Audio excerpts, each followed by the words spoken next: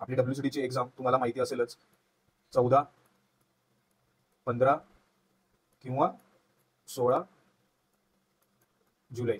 ठीक आहे, या दिवसांमधल्या कोणत्याही एका शिफ्टमध्ये आपली प्रत्येकाची ज्या ज्या लोकांनी WCDचे फॉर्म भरलेले आहेत त्यांची एक्झाम होईल. ठीक आहे, तर आपण आता या 20 दिवसांमध्ये एक्झॅक्टली कसे प्रोसीड करू शकतो आणि कशी आपली तयारी आपली असायला पाहिजे. कसं आहे, प्रत्येक जण आपापल्या तयारीमध्ये वेगवेगळ्या स्थानावर जरी असला आणि हे प्रत्येकाला माहिती असतं की आपली तयारी कुठपर्यंत झाली आहे आणि कशी पुढे होणार आहे. 20 दिवसामध्ये असा काही चमत्कार होत नाही, परंतु एक नक्की असतं, ह्या 20 दिवसामध्ये सगळ्यात महत्वाचं एक गोष्ट खूप मॅटर करते, एक खूप गोष्ट मॅटर करते, ती म्हणजे तुमचा माइंडसेट काय आहे. ठीक आहे, तुम्ही हे 20च दिवस राहिले, आता मी कसं करू, हा असा एक विद्यार्थी विचार करतोय आणि दुसरा विद्यार्थी अरे वा 20 दिवस आहेत असा विचार करतोय. या दोन एक्सक्लेमेटरी वाक्यांमध्ये खरा खरा प्लेअर असतो तो माइंडसेट.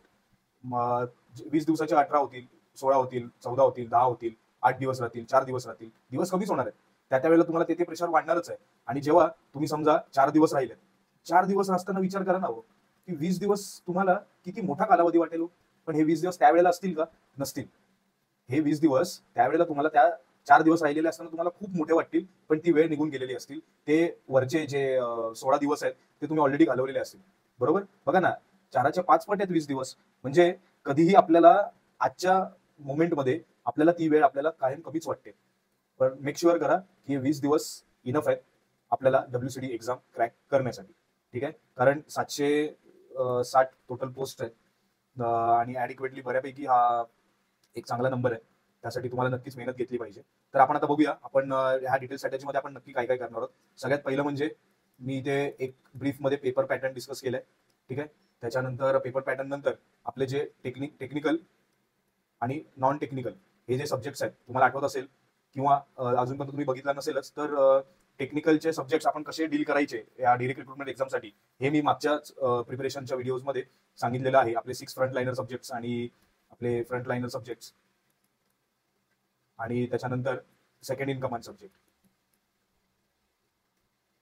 सब्जेक्ट्स. बरोबर, तर ते तुम्ही बघू शकताच नक्कीच डिटेलमध्ये, कारण इथे पुढे मी जे टेक्निकलचे सब्जेक्ट सांगितलेले आहेत ते एकदम ब्रीफमध्ये आहेत आणि रिव्हिजन कशी करायची ते सुद्धा ब्रीफमध्ये, ते तुम्हाला डिटेल व्यवस्थितपणे तुम्हाला माझ्या मागच्या व्हिडिओमध्ये तुम्हाला ऐकता येईल. तर आपण हे सब्जेक्ट घेतलेले आहेत, कसे ते प्रोसीड करणार आहोत आपण 20 दिवसांमध्ये हे मी सांगितलेलं आहे. आणि देन त्याच्यानंतर 20 दिवसांमध्ये आपला माइंडसेट कसा असला पाहिजे. बरोबर, आपण कशाला आपली प्रायोरिटी द्यायची आहे आणि कशाला लेस प्रायोरिटीमध्ये ठेवायचं आहे ह्याबद्दल आपण क्लिअर असायला पाहिजे.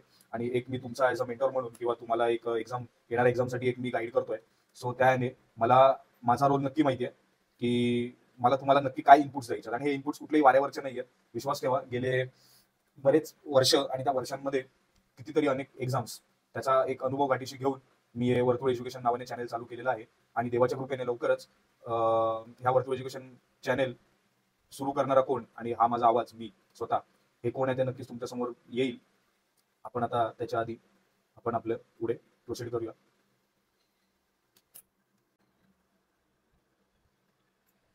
ह्या पेपर पॅटर्न मध्ये एक खूप चांगली गोष्ट आहे, मला असं पर्सनली वाटतं की हे जो 40 आणि 60 जो रेशो आहे ना, तो ऍक्च्युअल बरोबर आहे, जस्टिफाय करतो आपल्या टेक्निकलचे सब्जेक्ट सुद्धा आणि नॉन टेक्निकलच्या सब्जेक्टसाठी सुद्धा. बघा, पेपर पॅटर्न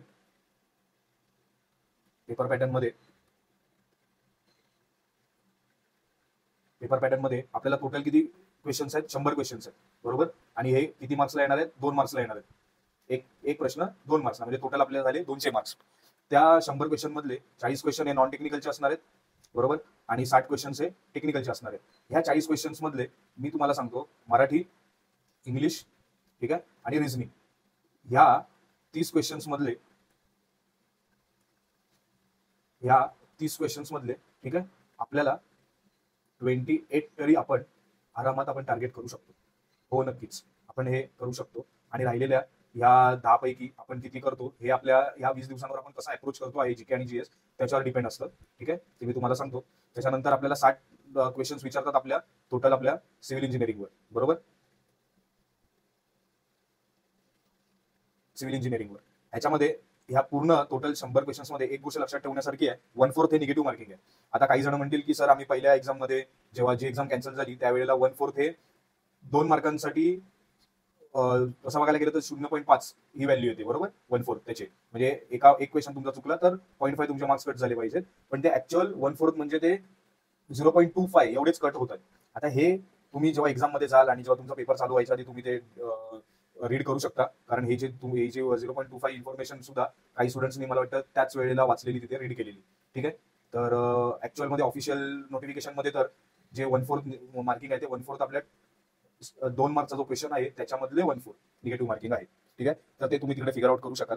म्हणजेच आपल्याला 100 क्वेश्चन्स येणार आहेत 200 मार्कांसाठी, आणि किती वेळ आहे आपल्याकडे, 120 मिनिटाचा. ठीक आहे. आता आपण आपले सिव्हिल इंजिनिअरिंगच्या सब्जेक्ट्स मध्ये जाऊया, कारण खरोखर तो आपला मेन, तिथे आपलं खरोखर यशाचं रहस्य आहे.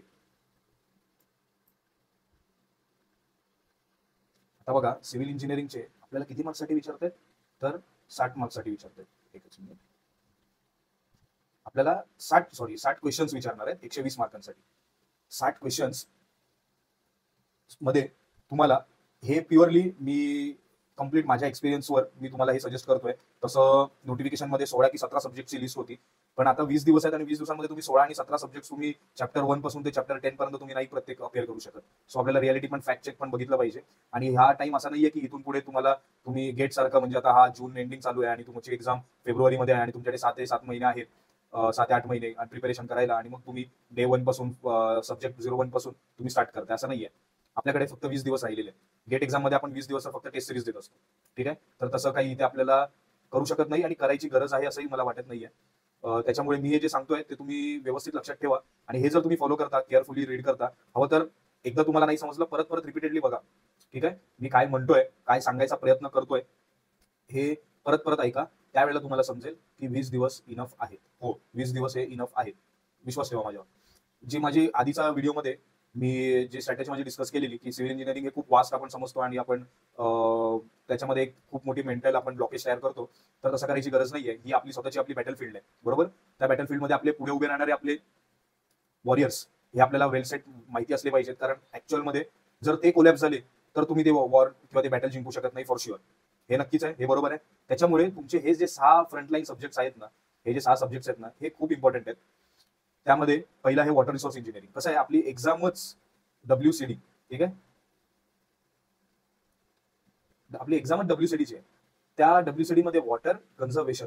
ठीक आहे. सो वॉटर रिसोर्स इंजिनिअरिंग हे मी फ्रंटलाईन सब्जेक्ट्स, ऑब्व्हियसली जर मी PWDची एक्झाम असती तर वॉटर रिसोर्स इंजिनिअरिंग माझे टॉप वॉरियर्स मध्ये नसते, पण आता तसं नाहीये, कारण हे वॉटर डिपार्टमेंट आहे. त्याच्यामुळे इथे इरिगेशन, हायड्रॉलॉजी आणि हा एक एक्सक्लुझिव्ह वॉटर कन्झर्वेशन डिपार्टमेंटच्या रिलेटेड सब्जेक्ट्स आहे, जो डिपार्टमेंटने नोटिफिकेशन मध्ये पण मेन्शन केलाय. That is water conservation structures, बरोबर, soil and water conservation structures. हा तुम्ही युट्यूबवर सर्च केलं तरी 1-2 मला वाटतं इग्नाइट आणि इन्फिनिटी क्लास नाही, एखादा व्हिडिओ तर त्यांनी नक्कीच याच्यासाठी एक्सक्लुझिव्ह ठेवलेला आहे वॉटर कन्झर्वेशन स्ट्रक्चरसाठी. तर तो तुम्ही डायरेक्ट बघू शकता. त्याच्यामध्ये जास्त काही इनपुट्स घ्यायची गरज नाहीये. एक कंटेंट बघून तुम्ही 15-20 क्वेश्चन सॉल्व्ह केल्यानंतर तुम्हाला कळून जाईल. पण हे इम्पॉर्टंट आहे, वॉटर रिसोर्स इंजिनिअरिंग. ठीक आहे. त्याच्यानंतर फ्लुइड मेकॅनिक्स. बघायला गेलं तर फ्लुइड मेकॅनिक्स आपण आपल्या चॅनलवरच सुरुवात केलेली, आणि जर मला माझे काही प्रॉब्लेम्स आले नसते तर अजूनपर्यंत फ्लुइड मेकॅनिक्स आपला कम्प्लीट झाला असता, पण तसं झालेलं नाहीये. त्याच्यामुळे पण असं असलं तरी पण बरेच आता सध्या तरी आपण आता 20 दिवसांवर फोकस करतोय. त्याच्यामुळे फ्लुइड मेकॅनिक्स कम्प्लीट करण्यासाठी तुमच्याकडे अदर रिसोर्सेस आहेत, की ऑलरेडी तुम्ही तो फ्लुइड मेकॅनिक्स करून ठेवलेला असेलच. त्याच्यानंतर सॉइल, 4th आहे एन्व्हायरमेंट, 5th आहे बिल्डिंग कन्स्ट्रक्शन मटेरियल्स. ह्याच्यामध्ये कॉन्क्रीट टेक्नॉलॉजी पण ऍड करून मी हे 5th नंबरवर ठेवलेला आहे. आणि 6th आहे सर्वे. हे from 1 to 6, from water resource engineering to survey, हे इक्वली इम्पॉर्टंट आहेत. हे इक्वली इम्पॉर्टंट आहेत, हे कायम लक्षात घ्या. ठीक आहे. तुम्हाला ह्या राहिलेल्या दिवसांमध्ये ह्या water resource engineering, fluid mechanics, soil, environment, building construction materials plus concrete technology आणि सर्वे, या सब्जेक्ट्सवर तुमचे मॅक्झिमम एफर्ट्स घ्यायचे आणि मॅक्झिमम त्याचे क्वेश्चन सॉल्व्ह करायचे. ठीक आहे. ह्यामध्ये मी माझ्याकडून एक करणार आहे ह्या चॅनेलवर, की तुम्हाला येणाऱ्या 20 दिवसांमध्ये प्रत्येक सब्जेक्टमध्ये, जसं मी फ्लुइड मेकॅनिक्सवर ऑलरेडी फ्लुइड मेकॅनिक्सचा जो एक क्रंच असतो, एक सब्जेक्ट काय असतो हे बेसिक अंडरस्टँडिंगसाठी फ्लुइड मेकॅनिक्सचा मी व्हिडिओ बनवलेला. सो त्याच फॅशनमध्ये परत ह्या प्रत्येक सब्जेक्टचे त्याच्यामध्ये तुम्ही काय करू शकता. ठीक आहे. हा पार्ट इझी आहे आणि हा पार्ट मधले हे एवढं तुम्ही करू शकता की ते तुम्हाला एक्झाम मध्ये इम्पॉर्टंट युजफुल होईल, किंवा माझा व्हिडिओ बघून तुम्ही जिथून प्रिपरेशन करताय तुमचे जे काही सोर्सेस आहेत त्याच्यामधून तुम्ही सिलेक्टिव्ह तुम्ही त्या गोष्टी घेऊ शकता. ठीक आहे. मी सिलेक्टिव्ह बोलायचं रिझनच हे आहे की 20 दिवस आहेत आणि जर मी तुम्हाला म्हणतोय 20 दिवसांमध्ये पॉसिबल आहे तर ते पॉसिबल कसं असणार आहे, सो ते असं समजवण्याची अकाउंटेबिलिटी पण माझी आहे, त्याच्यामुळे मी तुम्हाला सिलेक्टिव्ह गोष्टी सांगतोय. सो हे आपले 6 फ्रंटलाईनर सब्जेक्ट्स आहेत जे तुम्हाला जास्त एफर्ट्स घेऊन तिथे करायचेच आहेत. ठीक आहे. त्याच्यानंतर आपले 4 सेकंड इन कमांड सब्जेक्ट्स कोणते आहेत, तर transportation, strength of materials, RCC, structural analysis आणि इंजिनिअरिंग मेकॅनिक्स. बरोबर. बघायला गेलं तर स्ट्रेंथ ऑफ मटेरियल आणि इंजिनिअरिंग मेकॅनिक्स हे तुम्ही एकच कन्सिडर करा. मी ऍक्च्युली ते इथे ऍड ऑन करायचं राहिलं म्हणून इथे मी सेपरेट लिहिलंय, पण इंजिनिअरिंग मेकॅनिक्स आणि सॉम हे एकत्रच एकाच लाईन मध्ये कोरिलेट करून शिकण्यासारखं एकच सब्जेक्ट आहे. कोरिलेट सुद्धा नाही, एकच सब्जेक्ट आहे. ठीक आहे. सो पहिल्या ट्रान्सपोर्टेशन मध्ये हायवे, ब्रिज आणि रेल्वे. सो हायवे आपल्याला कम्प्लीट करायचं आहे. हायवे मध्ये आपल्याला बेसिक्स जे पहिले आपले क्लासिफिकेशन्स आहेत आणि हायवे मध्ये इम्पॉर्टंट काय आहे तर ट्रॅफिक इंजिनिअरिंग हे तुम्ही सगळ्यात शेवटी घेऊ शकता. ठीक आहे. जो आपला फर्स्ट युनिट आहे तो आपल्याला खूप जास्त इम्पॉर्टंट आहे. देन त्याच्यानंतर हायवेचे मटेरियल्स. ठीक आहे. परत त्याचे 2 पेव्हमेंट्स, रिजिड आणि फ्लेक्झिबल, हे इम्पॉर्टंट आहे. त्याच्यानंतर ब्रिज एकदम तुम्ही बेसिक इन्साइट घेऊ शकता. सिमिलर रेल्वेमध्ये तुम्हाला गेज लेंथवर किंवा त्या track related ballast and all ह्या रिलेटेड म्हणजे त्या पर्टिक्युलर एक कन्सेंट मध्येच तुम्हाला क्वेश्चन्स फ्रेम होतील. त्याच्यामुळे तुम्ही जास्त टेन्शन घेऊ नका. असं समजू नका की सरांनी 4 सब्जेक्ट दिलेत आणि त्या एकाच सब्जेक्टमध्ये 3 ऍक्च्युअल सब्जेक्ट्स आहेत. नाहीये, तसं नाहीये. हायवे तुम्ही एक प्युअर सब्जेक्ट बघून समजू शकता, पण ब्रिज आणि रेल्वे हे एक सब टॉपिक सारखेच आहेत. त्याच्यानंतर जर मी म्हटलं इंजिनिअरिंग मेकॅनिक्स आणि सॉम, इंजिनिअरिंग मेकॅनिक्स मध्ये तुम्हाला पण माहिती आहे हे आपलं ऍक्च्युअल स्ट्रक्चरचं सगळ्यात बेसिक आहे आणि अजूनपर्यंत आपल्याला ते अंडरस्टँड करायला पण आता अजूनपर्यंत आपल्याला इझी झालेलं असतं, आपण कम्फर्टेबल पण असतो. ठीक आहे. म्हणजे आपलं डिस्प्लेसमेंट, वेलॉसिटी, ऍक्सेलरेशन, जर हे सगळ्या कोरिलेशनच्या गोष्टी आहेत. परत वेलॉसिटीचे ते फॉर्म्युलेज आहेत 3. तर त्याच्यामध्ये आपल्याला इम्पॉर्टंट काय आहे, स्टॅटिक मेकॅनिक्स, देन त्याच्यानंतर फ्रिक्शन, कुलम फ्रिक्शन, त्यानंतर प्रत्येक शेपचा area, volume, centre of gravity आणि मास मोमेंट ऑफ इनर्शिया. गेल्या वेळेच्या कॅन्सल झालेल्या एक्झाम मध्ये पण सेंटर ऑफ ग्रॅव्हिटी वरून काही क्वेश्चन्स होते. त्याच्यामुळे हे एवढं सिलेक्टिव्हली करा इंजिनिअरिंग मेकॅनिक्स मध्ये. हे झाल्यानंतर लगेच तुम्ही या सॉम मध्ये प्रॉपर्टीज म्हणजे आपलं जे स्ट्रेस स्ट्रेन कर्व आहे, डक्टिलिटी, ब्रिटननेस, ते करा. Shear force diagram, bending moment diagram, ह्याचे जे शॉर्टकट्स किंवा ट्रिक्स आहेत. एकतर सगळ्यात पहिलं म्हणजे शॉर्टकट्स किंवा ट्रिक्स समजण्यासाठी तुम्हाला बेसिक कोर कन्सेप्ट माहिती असायला पाहिजे. तर शियर फोर्स डायग्राम काय आहे, बेंडिंग मोमेंट डायग्राम काय आहे हे समजून घ्या. त्याचे काही बरेच रूल्स आहेत, त्याप्रमाणेच आपल्याला ते प्रोसीड करावं लागतं, ते समजून घ्या. आणि मग शॉर्ट ट्रिक्सने तुम्ही ऑब्जेक्टिव्ह क्वेश्चन्स बनवू शकाल SFD BMD मध्ये. त्याच्यानंतर स्लोप डिफ्लेक्शनचे एक स्टँडर्ड फॉर्म्युलेज आहेत, त्याच्या एंड कंडिशन्स आहेत. ठीक आहे. कॅन्टिलिव्हर, फिक्स आणि सिम्पली सपोर्टेड. तर त्या ओरिएंटेड जे काही 12-13 केसेस आहेत त्याच्या स्लोप डिफ्लेक्शनच्या, तर तुम्हाला डायरेक्ट ॲज इट इज स्लोपचे एक फॉर्म्युले, डिफ्लेक्शनचे एक फॉर्म्युले, ते तुम्हाला लक्षात ठेवायचं आहे. त्याच्यानंतर बेंडिंग स्ट्रेसचा फॉर्म्युला. ठीक आहे. बेंडिंग स्ट्रेसच्या फॉर्म्युलासाठी तुम्हाला मी एक सांगतो, आता विषय निघालाच आहे बेंडिंग स्ट्रेसचा. एक minute, let me change the colour. Bending स्ट्रेसच्या फॉर्म्युलासाठी एलिझाबेथ राणी, may I friends with you. हे काय सरांना मध्येच वेळ लागलाय आणि हे काय बडबडताय, कोण आहे एलिझाबेथ? तर आता तुम्हाला समजेल की एलिझाबेथ कोण आहे ती. ठीक आहे. एलिझाबेथचा ई आणि आपण डिनॉमिनेटर मध्ये घेऊया equal to may I friends, आपण सिग्मा घेऊ शकतो, एफ पण लिहू शकता, विथ यू. हा आपला झाला बेंडिंग स्ट्रेसचा फॉर्म्युला. आणि ह्याच्यामध्ये तुम्ही 2 इंटर रिलेट कुठल्याही गोष्टी घेऊन आपण हे फॉर्म करू शकतो. म्हणजे आता इथे स्ट्रेस आपण direct M into Y by I. ठीक आहे. हे आपण एक इंटर रिलेट करू शकतो. सो हे असं शिकायची वेळ आलेली आहे. बरोबर. तर एलिझाबेथ राणी, may I friends with you, हे असं एवढं इझी आहे. हे मी तुम्हाला समजावून सांगितलं कशासाठी, बेंडिंग स्ट्रेसचा formula. So similar kind of मध्ये शेअर स्ट्रेसचा फॉर्म्युला आहे. फेलियर प्लेन्स आहेत. फेलियर प्लेन्सचे प्रत्येक नावं, डिस्टॉर्शन एनर्जी आणि ते त्याचे प्रिन्सिपल्स, त्याचा जे शेप आहे डायग्रामचे, नंतर त्याचा जो ग्राफ बनतो, तर ते फक्त लक्षात ठेवा. त्याच्यानंतर कॉलम मध्ये त्याचे एंड कंडिशन आणि एक कर्न म्हणून टॉपिक आहे. ठीक आहे. एक कर्न म्हणून KERN, कर्न हा असा डायगोनल शेप मध्ये असतो, म्हणजे हा इसेंट्रिसिटी वाला तो झोन असतो. तर हे जे ऑब्जेक्टिव्ह ओरिएंटेड गोष्टी आहेत त्या कॉलम मध्ये फक्त तुम्हाला पिक करायचे आहेत. हे एवढं केल्यामुळे तुमचा इंजिनिअरिंग मेकॅनिक्स आणि सॉन्ग कम्प्लीट होईल. त्यानंतर RCC मध्ये त्यांनी स्पेसिफिकली मेन्शन केलेलं आहे की फक्त LSM वरच क्वेश्चन विचारणार. सो त्याच्यामुळे फक्त LSM ची फिलॉसॉफी आणि LSM चे जे फॉर्म्युलेज आहेत ते तुम्ही फक्त रीड करा. त्याच्यानंतर आपल्या IS कोडचे काही स्टँडर्ड्स हे आहेत, व्हॅल्यूज आहेत, सिंगल नंबर न्यूमेरिकल व्हॅल्यूज आहेत. ते तुम्हाला ऍक्च्युअल तुम्ही जेव्हा LSM किंवा हा जो फर्स्ट टॉपिक आहे बेसिक्स ऑफ RCC, त्याच्यामध्ये पण ते तुम्हाला व्हॅल्यूज येत राहतील. IS कोडच्या काही ज्या न्यूमेरिकल व्हॅल्यूज आहेत त्या तुम्हाला बेसिक्स ऑफ RCC आणि LSM ची फिलॉसॉफी शिकताना सुद्धा तुम्हाला ते नंबर्स येतील. फॉर एक्झाम्पल आपले क्रीपचा कोइफिशियंट आहे तो डेज मध्ये आहे. ठीक आहे. तर असे काही छोटे छोटे टेबल्स आहेत IS कोड्स मधले, ते तुम्ही लक्षात ठेवू शकता RCC मध्ये. ह्याच्यामध्ये लक्षात ठेवा, जेव्हा बेसिक्स कराल त्या बेसिक्स ऑफ RCC मध्ये पहिला युनिट टच करा आणि त्याच्यामध्ये तुम्ही तो कोरिलेट करा स्टील, सिमेंट आणि कॉन्क्रीटच्या प्रॉपर्टीशी. तो ऑलरेडी तुम्ही इथे बिल्डिंग कन्स्ट्रक्शन मटेरियल्स मध्ये तुम्ही हे तिन्ही मटेरियल्स तुम्ही स्टडी केलेले असतील. सो तुम्हाला इथे RCC लर्न करायला खूप जास्त दिवस किंवा जास्त रादर टाइम लागणार नाही. त्याच्यानंतर स्ट्रक्चरल अनालिसिस बघायला गेलं तर हा खूप कमी विचारला जातो, ह्याच्यात एवढं सिग्निफिकन्स नाहीये. तरी सुद्धा मी हा इथे ऍड करायचं कारण असं आहे की ह्याच्यामधले मला असं वाटतंय एखादा तो दुसरा क्वेश्चन तर नक्कीच फॉर्म होऊ शकतो. आणि त्याच्यामध्ये आपले जे डिटर्मिनसी आहे, स्टॅटिक इनडिटर्मिनसी आणि कायनेमॅटिक इनडिटर्मिनसी, तर त्याचे बघून ठेवा फॉर्म्युलेस. त्यानंतर मेथड्स दोन कॅटेगरी मध्ये डिवाइड होतात. त्यानंतर मोमेंट डिस्ट्रीब्युशन मेथड MDM, हे खूप इम्पॉर्टंट आहे आणि खूप इझी सुद्धा आहे. ती एकदा फक्त समजून घ्या. आणि आर्चेसचे फॉर्म्युलेस आहेत आणि स्लोप डिफ्लेक्शन ऑलरेडी आपण जे सॉम मध्ये केलेलं आहे तेच आपल्या इथे रिपीट आहे. सो जो तुम्ही सॉम मध्ये केलेला असेल त्याचा जर चार्ट बनवलेला असेल स्लोप डिफ्लेक्शनचा तर इथे करू नका, पण आर्चेसचे फॉर्म्युले नक्की बघा. सो असे आपले हे 4 सेकंड इन कमांड आहेत: ट्रान्सपोर्टेशन, इंजिनिअरिंग मेकॅनिक्स आणि सॉम, देन RCC आणि स्ट्रक्चरल अनालिसिस. आता ह्याच्यामध्ये काही लोक म्हणतील की सर स्टील आहे, तुम्ही CPM पट नाही घेतलेला आहे, ठीक आहे, किंवा एस्टिमेशन कॉस्टिंग आहे, नंतर बिल्डिंग प्लॅनिंग आहे. बरोबर आहे. कसं आहे ना, हे जे सब्जेक्ट्स आहेत ना, एक मिनिट आपण हे लिस्टच करूया.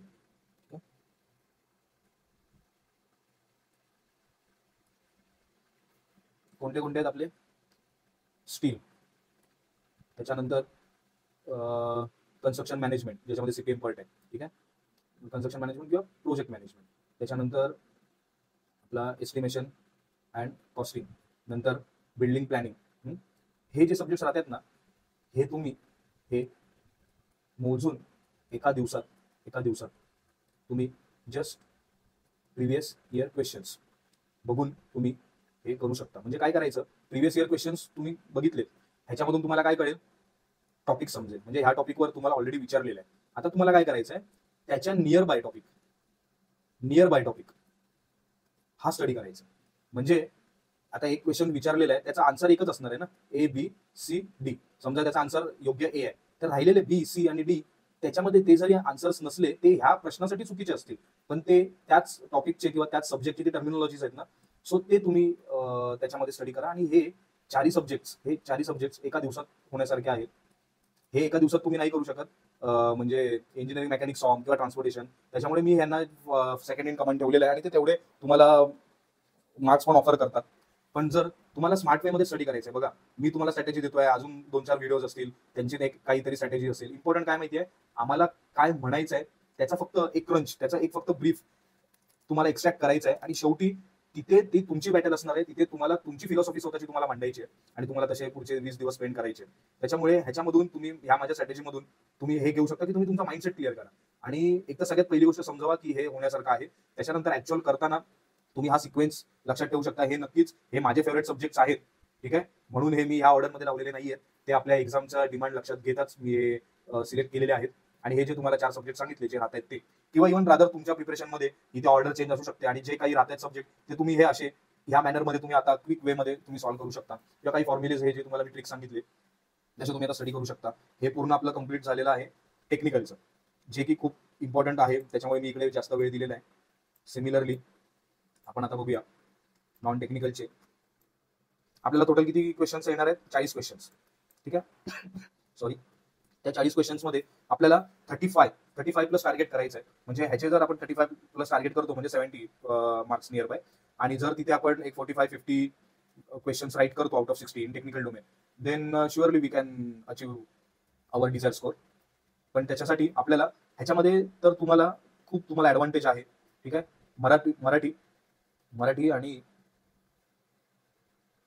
मराठी आणि इंग्लिश ह्या लँग्वेज ऍड झाल्यामुळे ऍक्च्युअली तुमचा नॉन टेक्निकल हा इझीच असणार आहे. त्याच्यामध्ये तुम्ही आता म्हणू नाही शकत की idioms and phrases sir hard विचारलेली आणि ह्या शिफ्टला इझी विचारलेली, पण त्या शिफ्टला मग सिनॉनिम्स हार्ड विचारलेले असतील जे तुम्हाला सिनॉनिम्स इझी विचारलेले असू शकतात. त्यासाठी तुम्हाला ते बघणं महत्वाचं आहे. तुमच्या रोज डोळ्याखालून 50-100 synonyms, antonyms, idioms and phrases हे सगळे शब्द गेले पाहिजेत. ठीक आहे. सिमिलर मराठीचं आहे, पण मराठीचं आपल्याला गरज नाही लागत जेवढी इंग्लिशची लागते. तर ही एक मी तुम्हाला लिंक रिकमेंड करतो की ॲज इट इज तुम्ही गुगलवर टाकू शकता. त्याच्यामधून तुम्हाला काय मिळेल, 400+ इडियम्स अँड फ्रेजेस, 300+ सिनॉनिम्स, हे तुम्ही एका वन सिटिंग मध्ये तुम्ही रीड करू शकता, जे की तुम्हाला हेल्पफुल होईल. आणि ह्याच्यामध्ये हे एवढंच करण्यासारखं आहे. आणि ग्रामरची इंडिव्हिज्युअल टॉपिकची लिस्ट करा, लाईक नाउन्स. ठीक आहे. त्यानंतर काय वॉट एव्हर अजून असतील आर्टिकल्स अँड ऑल, तर किंवा डायरेक्ट इनडायरेक्ट स्पीच, ह्याच्यासाठी पर्टिक्युलर युट्यूबचे तुम्ही एक लेस दॅन 10 मिनिट्स ड्युरेशनचे तुम्ही व्हिडिओज बघू शकता आणि इंग्लिश प्रिपेअर करू शकता. सिमिलर मराठीसाठी पण ही जी स्मार्ट गुरुजी आहे, smartguruji.in, ही मराठीसाठी आहे. त्याच्यामध्ये जवळजवळ 12-15 टॉपिक्स मी जस्ट बघितली, तर चांगले कव्हर केलेले आहेत. तेवढ्या पुरतं तुमची वेळ नक्कीच निभावून नेतील. आणि बाकीचे काय आहे, तुम्हाला गेल्या वेळेला पण मराठीवर पण 3 क्वेश्चन आणि इंग्लिशमध्ये 3 क्वेश्चन, असे टोटल 6 क्वेश्चन तर तुमच्या पॅसेजचेच होते. म्हणजे इथे 12 क्वेश्चन तर एक कोणाचे गेलेच नाही पाहिजे. ठीक आहे. सॉरी, 12 क्वेश्चन नाही, 12 मार्क्स सॉरी. सो हे तर कोणाचे गेलेच नाही पाहिजे. म्हणजे इथेच तुम्ही 12 मिळवलेत, राहिले किती 55-60 राहिले. बरोबर. त्याच्यानंतर जीके मध्ये नाही, रिझनिंग आहे ना. रिझनिंग मध्ये मी माझ्या त्या व्हिडिओमध्ये गेल्या व्हिडिओमध्ये डिटेल सांगितलेलं. रिझनिंग मध्ये काय करा, तुम्ही लिस्ट करा, एनलिस्ट करा, like blood relation, direction sense, अजून जे काही टॉपिक्स असतील ते सिलॉग्स असतील, तर त्याच्यामधले तुमचं ऍक्च्युअल ऍडिक्वसी बघा की तुम्हाला काही कोणते टॉपिक्स रिफर करायची गरज आहे, आणि ते तेवढेच करा प्रायोरिटी देऊन. लाईक सिटिंग अरेंजमेंट मध्ये इनवर्ड आउटवर्ड ते बघून घ्या. काही अशा गोष्टी आहेत, डायरेक्शन सेन्स, या सगळ्या इमॅजिन करून सॉल्व्ह करण्याच्या गोष्टी आहेत. ह्याच्यामध्ये कोडिंग डिकोडिंग जरा बघून घ्या. ठीक आहे.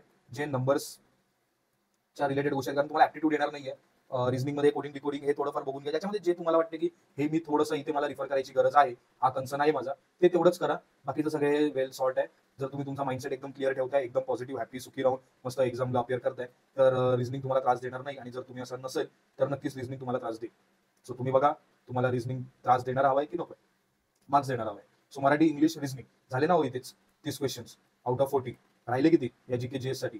फक्त 10 क्वेश्चन्स. 10 क्वेश्चन्स मध्ये तुम्ही, आपण तर इंजिनियर सुके मारण्यामध्ये नक्कीच बाकीच्या फील्डपेक्षा आपण वरचढ आहोत. पण आता मी काही तुम्हाला तुक्यांच्या ट्रिक्स नाही सांगत नाहीये. इथे तुम्ही फक्त काय करू शकता, एक ऍब्सोल्यूट तुम्ही सोर्स बघा, आयडेंटिफाय करा की मला तो सोर्स एकच मिनिट,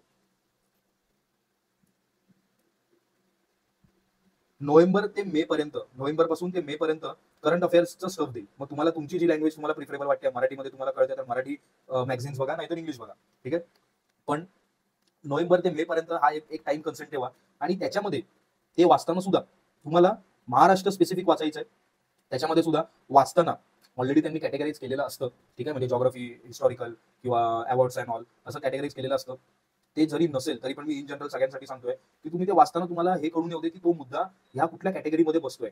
आर्थिक मध्ये बसतोय, भौगोलिक आहे विषय, पर्यावरणाच्या रिलेटेड आहे, एन्व्हायरमेंट रिलेटेड, किंवा राजकीय आहे किंवा सामाजिक आहे. ठीक आहे. ह्याच्यामध्ये कशामध्ये बसतोय ते बघा. म्हणजेच ते काय असतील, योजना असतील आपल्या महाराष्ट्र सरकारच्या किंवा भारत सरकारच्या सुद्धा. ठीक आहे. आता पंतप्रधान आवास योजना, त्याच्यामध्ये महाराष्ट्रामध्ये पण काहीतरी अलॉट झालेल्या गोष्टी आहेत. ठीक आहे. तर त्याचा समजा काही न्यूज आलेली आहे त्या करंट अफेअरमध्ये, तर ती तुमच्यासाठी इम्पॉर्टंट आहे. त्यानंतर पुरस्कार, एखाद्या महाराष्ट्राच्या व्यक्तीला नुकतेच जे भारतरत्न आणि बाकीचे पुरस्कार डिक्लेअर झाले, त्याच्यामध्ये महाराष्ट्राच्या व्यक्ती बघा, कोण कुठे कुठल्या क्षेत्रामध्ये कोणाला पुरस्कार मिळालेले आहेत, घोषणा काय झालेल्या आहेत. ठीक आहे. लाईक बुलेट ट्रेन आहे, परत अजून महाराष्ट्रामध्ये काही प्रकल्प आहेत त्याबद्दलची घोषणा बघा. उपाययोजना काय करतोय आपण स्पेसिफिकली एन्व्हायरमेंट रिलेटेड, किंवा काही टायगर रिझर्व्ह आहेत, फॉरेस्ट रिझर्व्ह आहेत, ह्यासाठी उपाययोजना काय करतोय ते बघा. काही वादविवाद आहेत का, वादविवाद कुठे असतात, बाउंड्री रिलेटेड इश्यूज असतात, नद्यांच्या वॉटर डिस्ट्रीब्युशन रिलेटेड इश्यूज असतात. हे राज्यांमध्ये पण असतात, पण एका राज्यातल्या 2 जिल्ह्यांमध्ये पण असतात. त्याच्याबद्दल जर न्यूज असेल तरच. ठीक आहे. आपल्याला कॉन्ट्रोवर्सीसाठी आपण इथे सिरियलची स्क्रिप्ट बनवत नाहीये. ठीक आहे. सो हे सगळे मुद्दे लक्षात ठेवा. आणि एक वन लाईनर जे महाराष्ट्राची तुम्हाला फक्त समग्र आपला जो महाराष्ट्र आहे त्याबद्दल माहिती देईल, असे फक्त एक वन लाईनर रोज वाचत चला. सो तुम्हाला ह्याच्यामध्ये जास्त काही करायचं नाहीये. तुम्हाला फक्त रोज काय वाचायचं आहे, हे नोव्हेंबर पासून मे पर्यंतच्या रोज ऍक्च्युअल घडत आलेल्या न्यूज, बस दॅट्स इट. हे तुम्हाला करंट अफेअरच्या मॅगझिन मध्ये कंपेल वे मध्ये मिळेल. आणि एक वन लाईनर हे मात्र रोज वाचत चला. मी तुम्हाला गॅरंटी देतो की हे जे 10 क्वेश्चन्स आहेत ना, हे 10 क्वेश्चन्स तुम्ही इकडे तुमची इक्वल ऑर मोर दॅन तुम्ही 80% तुम्ही इथे स्कोर करून घ्याल. म्हणजे 8 किंवा 8च्या वरच तुम्हाला नक्की मार्क्स मिळतील. एवढे गॅरंटी कोण घेत नाही, पण मला माहिती आहे की मी स्वतः केलेला आहे. माझा हा एक स्ट्रॉंग पॉईंट राहिलेला आहे इंजिनियर असून सुद्धा, की नॉन टेक्निकल आधीपासून कसं करायचं हे खूप चांगलं मी अंडरस्टँड करू स्वतः माझ्या प्रिपरेशन टाइममध्ये पण मी केलेलं आहे, आणि सिमिलरली आता तुम्हाला गाईड करताना पण मी ह्याच्यावर इम्फेसिस देतोय. ठीक आहे, ह्याच्यामध्ये काही राहिलं नाहीये ना, ते एकदा चेक करतो.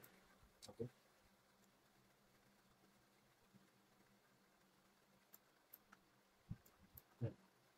राईट.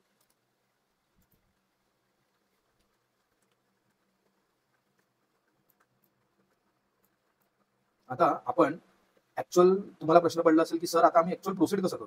ठीक आहे, तुम्ही आम्हाला पॅटर्न सांगितला, सब्जेक्ट सांगितले, असं करा ते तसं करा, पण अजूनही आम्हाला हे कळत नाहीये की आज आम्ही आता उठल्यानंतर काय काय करू, कशाचं पहिलं टेन्शन घेऊ. ठीक आहे, सो टेन्शन घ्यायची गरज नाहीये. सो पहिलं एक तर तुम्ही आहे ना स्वतःला ओळखा की तुम्ही व्हिडिओ बघत असताना तुमची तयारी किती झाली आहे. ठीक आहे, ती तयारी किती झाली आहे हे तुम्हाला समजेल. त्याच्यानंतर ती ओळखण्यासाठीच एक क्रायटेरिया आहे. तो क्रायटेरिया काय आहे की तुमचे टेक्निकल सब्जेक्ट किती झालेले आहेत. ठीक आहे, कारण हे खूप की आहे आता प्रिपरेशनची. एक्झाम मध्ये आपल्याला नॉन टेकचे पण बऱ्यापैकी चांगलं वेटेज आहे, ते सगळं आहे, पण ऍक्च्युअली तुम्ही आता जेव्हा गो हेड कराल तुमच्या प्रिपरेशनला या 20 दिवसांमध्ये, त्यावेळेला एक मी सांगतो तसं तुम्ही एकदा अप्रोच बघा की एकतर हे 20 दिवस सर्वांना सेम आहे. ठीक आहे, हे 20 दिवस सर्वांना सेम आहे, पण सर्वांची प्रिपरेशन लेवल सेम नाहीये आता. ठीक आहे, नसू दे, त्याचा तुम्ही कन्सर्न घेऊ नका, मला ते सांगायचं सुद्धा नाहीये. मला फक्त हे एवढं सांगायचं आहे की हे आपलं काय आहे, हे गेज आहे. टेक्निकलचे किती सब्जेक्ट झाले आहेत हे आपलं गेज आहे. काय मेजर करतोय आपण, आपली पोझिशन मेजर करतोय, कारण ते आपल्याला जेव्हा कळेल ना त्याच वेळेला आपण प्रोसीड करू शकतो ना.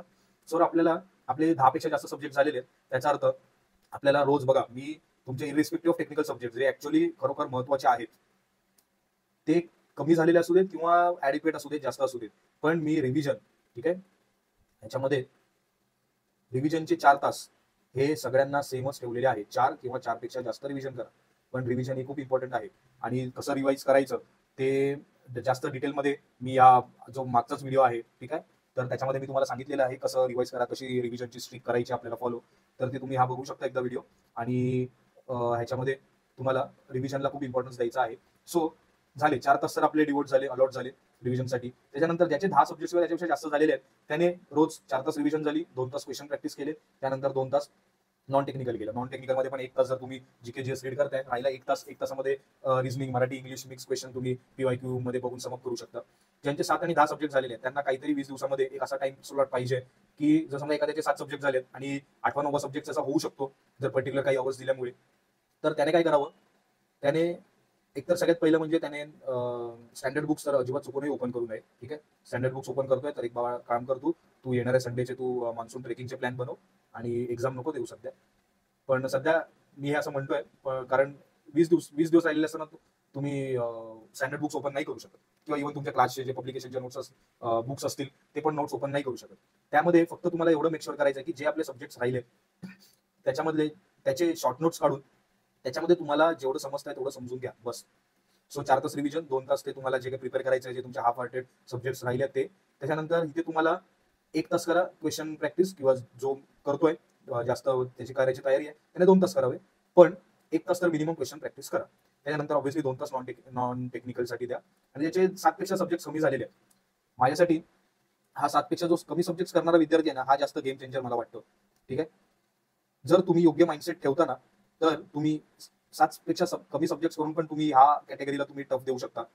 ह्यासाठी तुम्हाला तुमचा माइंडसेट आणि प्रायोरिटीज चांगल्या सेट करायचे आहेत. बघा, आपल्याला एक जो काही डिझायर स्कोर आहे तिथपर्यंत आपल्याला पोहोचायचं आहे. मग हे मॅटर नाही करत की तुम्ही सॉइल केवढं डीप स्टडी केलं आहे, आणि जर सॉइल तुम्हाला तेवढ्याच मार्क्ससाठी विचारलंय तर जो चांगला स्टडी करतोय तो सुद्धा आणि तुम्हाला सुद्धा, दोघांनाही जास्त फरक नसणार आहे मार्क्समध्ये. पण इथे प्रायोरिटी इम्पॉर्टंट आहे सेट करायला, कारण 4 तास तुम्हालाही रिवाइज करायचं, कारण तुमचे पण काहीतरी सब्जेक्ट झालेले आहेत ना, बरोबर, ते तर रिवाइज करायचं आहे. त्याच्यानंतर तुम्हाला नॉन वर जास्त फोकस करायचं. थोडं स्ट्रेंज वाटेल की ह्या कॅटेगरीला मी नॉन का जास्त फोकस करायला सांगतोय, कारण नॉन 80 क्वेश्चन्स आहेत, बरोबर, सॉरी 80 मार्क्स आहेत. आणि जर तुम्ही ते रोज 3 तास जर नॉन वर एम्फेसिस करताय, म्हणजे काय करताय, इंग्लिश मराठी असं करताय की विदाऊट एनी डाऊट काही सिच्युएशन येऊ दे तुमचे मार्क्स जाणारच नाहीये. रिझनिंग मध्ये एखादा क्वेश्चन चुकू शकतो, आणि बाकीचा टाइम तुम्ही जीके जीएस मध्ये तुम्ही जास्त इन्व्हेस्ट करताय. ठीक आहे, जे की ह्या 2 कॅटेगरीसाठी ते तेवढं इम्पॉर्टंट नाहीये, कारण तुमचं ऑलरेडी जास्त सब्जेक्ट झाले तिथे तुम्ही जास्त फोकस करा, तिथून मार्क्स गेन करा. पण जे कमी सब्जेक्ट झालेले आहेत त्यांच्यासाठी नॉनटेक मधले जीके जीएस इम्पॉर्टंट आहे, त्याच्यासोबत ऑब्व्हियसली मराठी, इंग्लिश आणि रिझनिंग हे सुद्धा आहे. सो त्याने त्याच्यावर जास्त एम्फेसिस करावं. नॉन टेक मधून जवळजवळ ह्या स्टुडंट्सने मी तर म्हणतो 75 प्लस जर मार्क्स घेऊन येतो, ठीक आहे, 75 प्लस मार्क्स घेऊन येतो, तर इकडे तुमचे जरी 40 क्वेश्चन बरोबर आले ना टेक्निकलचे म्हणजे इकडे तुम्ही 80 मार्क्स मिळवताय. ठीक आहे. सो 80 आणि 75 किती झाले 155. म्हणजे इथे तुम्हाला ऍडव्हान्टेज बघा कसा मिळतो. म्हणजे तुम्ही इथे 40 क्वेश्चन तुम्हाला बरोबर करण्यासाठी किती पैकी आहेत, हे 60 पैकी आहेत ना. म्हणजे तुम्हाला इथे 20 मार्क्सचा तुम्हाला एक स्पेस मिळते. सो असं तुम्हाला पुढे प्रोसीड करायचं आहे. हे मी सांगायचं तर काम केलंय, पण ज्याचे कमी सब्जेक्ट झाले त्याच्या स्वतःवर किती विश्वास आहे, इथून गोष्टींची सुरुवात आहे. हे थंबनेलचे माझे इमेज आहे. तुम्ही या नक्कीच तुम्हाला रेक्टिफाय व्हावा मागचा व्हिडिओ माझा त्या, आणि नक्कीच एकदा आवर्जून बघा, कारण रिव्हिजन कशा स्ट्रिक मध्ये कशी करायची हे मी तिकडे सांगितलेलं आहे. त्यानंतर जीके आणि करंट अफेअर हे नक्कीच तुम्ही रोज वाचायला हवेत. पण असं नाहीये की सकाळी सकाळी उठल्या सिव्हिल सर्व्हिस ऍस्पिरंट सारखं हातामध्ये न्यूजपेपर घेऊन बसलात आणि ऍक्च्युअल प्रोडक्टिव्ह वेळ तुम्ही जो रिव्हिजनला द्यायला पाहिजे होता तो तुम्ही हे काहीतरी वाचत बसलात आणि त्याला दिलात. हे खूप चुकीचं आहे.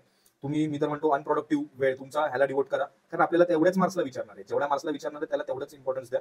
आणि ते उगाच स्वतःला खूप मोठे सिव्हिल सर्व्हंट ऍस्पिरंट्स वगैरे काही समजून सकाळी हातात न्यूजपेपर वगैरे घेऊन उगाच ऑस्कर जिंकायची तयारी करू नका.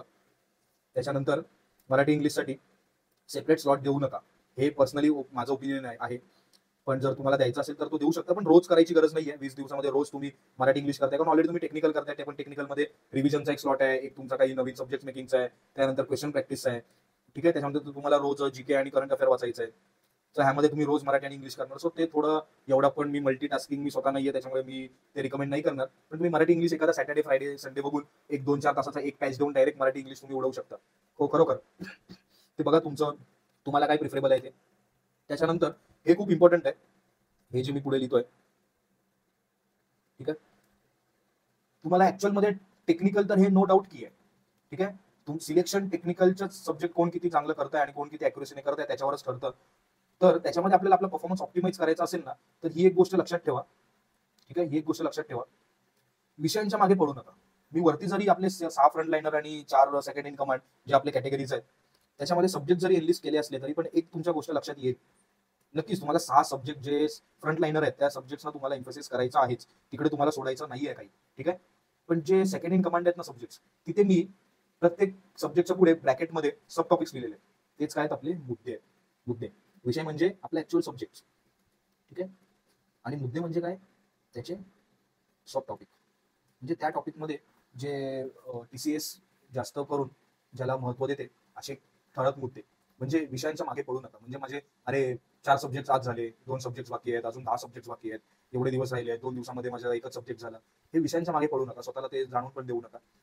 जर तुमचा एखादा विषय तुम्हाला तेवढा वेळ देता येत नाहीये हे समजतंय, पण त्या विषयांमधले तुम्ही सब टॉपिक तर थोडेफार बघू शकता ना, 1 तास देऊन. ठीक आहे.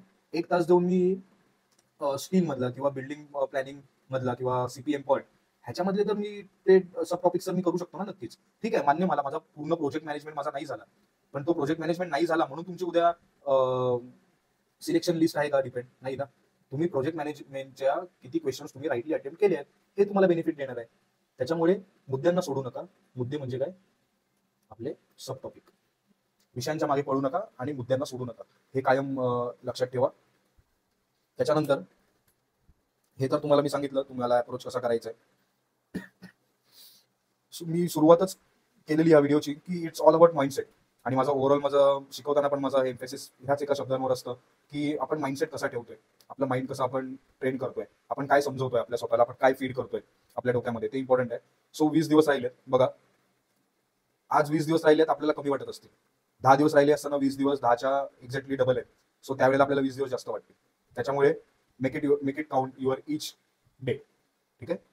म्हणजे तुम्हाला 20 दिवस या 20 पायऱ्या आहेत आणि रोज एक एक पायरी चढा. म्हणजे रोज एका वेळेला एकाच पायरीकडे लक्ष द्या. ठीक आहे. आणि जर तसं नाही केलं आणि त्याच्यानंतर एकदम 3-4 पायऱ्या चढायला तुम्ही गेलात तर तुमची दमछाक होणार आणि दमछाक हा तुमचा आत्मविश्वासाचा बुरुज ढासळणार, नक्कीच ढासळवणार. हे सगळं रिलेट करत आहे माइंडसेटशी, हे लक्षात ठेवा. ठीक आहे. त्याच्यानंतर आज तुम्ही जे काही मेहनत घ्याल, रात्री झोपताना स्वतःला कमिट एवढं करा की उद्या मी त्याच्यामध्ये 10% माझे एफर्ट्स वाढवेल. असं करेपर्यंत 20 दिवसामध्ये ऑलरेडी तुम्ही एक तुमचं डेली टार्गेट स्टडी अवर्स तुमचे तुम्ही कन्झ्युम केलेले असतील, युटिलाइज केलेले असतील. त्याच्यामध्ये तुमचे डे 2 पासून 10% तुमचे जर वाढत गेले तर ते ऍक्च्युअल तुम्हाला इनडायरेक्टली खूप सुपरबली तुम्हाला बेनिफिट देईल. त्याच्यानंतर हे एक सत्य आहे. ठीक आहे. की कोणाचाच सिलेबस कम्प्लीट होत नसतो आणि त्याच्यामुळे स्वतःला अनसॅटिस्फाईड ठेवू नका. ठीक आहे. नक्की रेसलेस तर नक्की ठेवा. रेसलेस असणं इम्पॉर्टंट आहे, पण त्यामुळे तुमच्या माइंडसेटला धक्का लागू देऊ नका. ठीक आहे. त्याच्यानंतर रोज स्वतःला परिश्रमाने दमवा, फक्त विचारांनी नको. म्हणजे फक्त प्रोक्रॅस्टिनेशन नकोय. त्याच्यानंतर एकदम बिंदास्त व्हा. 20 दिवस मस्त श्वास घ्या, शांत राहा, रिलॅक्स राहा. 20 दिवसच ऍक्च्युअल मला वाटतं की ऍडिक्वेट आहेत येणाऱ्या WCDची एक्झाम आपण सक्सेसफुली पास करण्यासाठी. कारण ऑलरेडी आपण ही एक्झाम दिलेली आहे. ठीक आहे. आणि येणाऱ्या एक्झाम्स पण आपल्याला डायरेक्ट रिक्रुटमेंट एक्झाम्स ह्याच सिमिलर पॅटर्नवर असणार आहेत. तर तुम्ही इथे जर तुमचा हा जो माइंडसेट जर तुम्ही सेट केला आणि जर तुम्हाला चांगले त्याचे कल्टिवेशन मिळालं, तर तुम्ही नेक्स्ट राऊंड म्हणजे नेक्स्ट ज्या एक्झाम्स आहेत तिकडे तुम्ही अजून छान परफॉर्म करू शकता. सो त्याच्यासाठी सगळ्यांना माझ्याकडून आणि आपल्या वर्तुळ एज्युकेशन चॅनलतर्फे सगळ्यांना ऑल द बेस्ट. आणि नक्कीच मी काही हा माझा शेवटचा व्हिडिओ नाहीये. मी तुम्हाला सांगितल्याप्रमाणे ह्याच्यानंतर एक मॉक टेस्ट कशी अपेअर करा, ठीक आहे, ह्याच्यावर एक मॉक टेस्टवर आपला डेडिकेटेड एक व्हिडिओ येईल. त्याच्यानंतर जे आपले 6 फ्रंटलाइनर सब्जेक्ट्स आहेत, ठीक आहे, त्या 6 फ्रंटलाइनर सब्जेक्टसाठी एक प्रत्येक सब्जेक्ट हँडल करण्यासाठी किंवा काय काय करायचं हे समजून घेण्यासाठी एक प्रत्येक सब्जेक्टसाठी एक सेपरेट व्हिडिओ मी बनवेन. ठीक आहे. म्हणजे तो सब्जेक्ट ओरिएंटेड असेल. सो हे मी माझ्याकडून नक्की करेन. सो तुम्हाला सगळ्यांना wish you all the best. आणि हे wish you all the best हे एक्झामसाठी नाही आहे, तर या 20 दिवसांमधल्या तुमच्या या पहिल्या दिवसासाठी आहे. ठीक आहे. सो मला माझ्याकडून काही चूक झाली असेल, समजा काही वेळेला बोलताना मला त्यावेळेला कळत नाही, पण एखाद्या वेळेला मी सब्जेक्टना टॉपिक म्हटलेलं आहे, टॉपिकना सब्जेक्ट म्हटलेलं आहे, हे मी नंतर माझे व्हिडिओ जेव्हा परत ऐकतो त्यावेळेला मला जाणवलेलं आहे नक्कीच. सो अशा काही गोष्टी असतील तर तुम्ही नक्कीच या छोट्या छोट्या गोष्टी सुद्धा कमेंट करू शकता. मोठे काही फीडबॅक्स असतील तर ते सुद्धा कमेंट करू शकता. पण आता तयारीला लागा, सुट्टी देऊ नका अजिबात. ठीक आहे. स्वतःच्या माइंडला आणि असं प्रिपेअर करा. आणि जे प्रिपरेशन करतायत तुमचे मित्र किंवा तुमच्या ओळखीचे त्या प्रत्येकापर्यंत हा व्हिडिओ आपला नक्की पोचवा. सो धन्यवाद आणि जय हिंद.